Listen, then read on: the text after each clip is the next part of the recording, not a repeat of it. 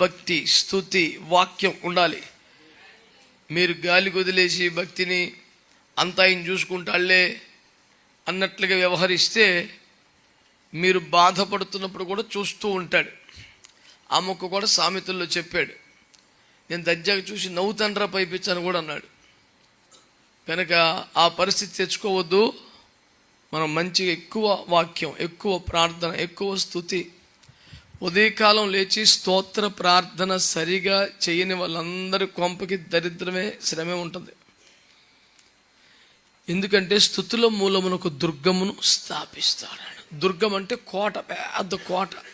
మనం పొద్దున లేచి అలా స్తోత్రాలు చెప్తుంటే మన చుట్టూ ఒక కోట కట్టబడుతుంది. శత్రువు బాణాల లోపలికి వచ్చే ఛాన్స్ ఉండదు.